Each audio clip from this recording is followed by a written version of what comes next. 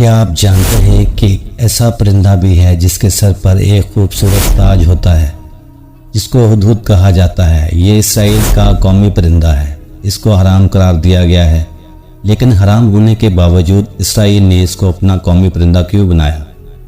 یہ وہ واحد پرندہ ہے جو صرف ایک جیون ساتھی کے ساتھ رہتا ہے اور اس کے علاوہ کسی اور کے ساتھ ملاپ نہیں کرتا۔ یہی وہ پرندہ ہے جو حضرت سلیمان علیہ السلام کا درباری تھا، ان کے لشکر کے لیے پانی تلاش کرتا اور ملکہ بلقیس کی خبر بھی یہی لے کر آیا تھا۔ اسرائیل کی جانب سے ہدہد کو اپنا قومی پرندہ قرار دیا گیا ہے۔ یہ فیصلہ ایک پاپولر ووٹ کے ذریعے 2008 میں کیا گیا۔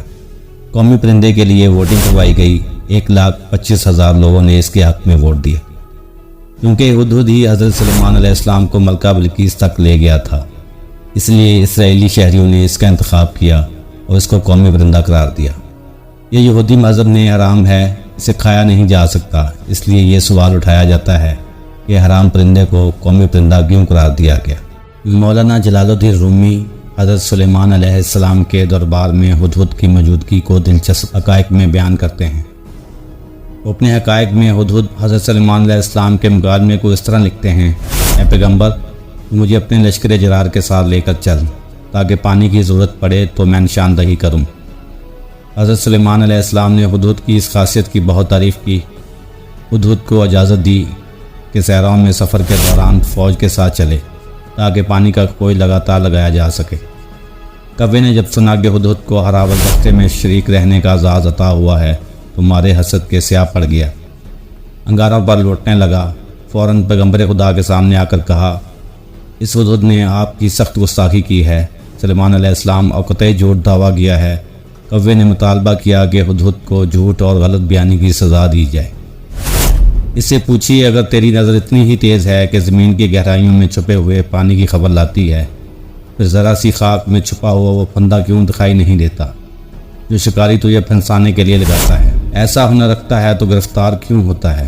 آسمان کی بے پناہ بلندیوں سے وہ جال کیوں نہیں دیکھ لیتا؟ کوے کی یہ بات سن کر حضرت سلیمان علیہ السلام نے ہدہد سے کہا: اے ہدہد، کوے نے جو بات کہی وہ تو نے سنی؟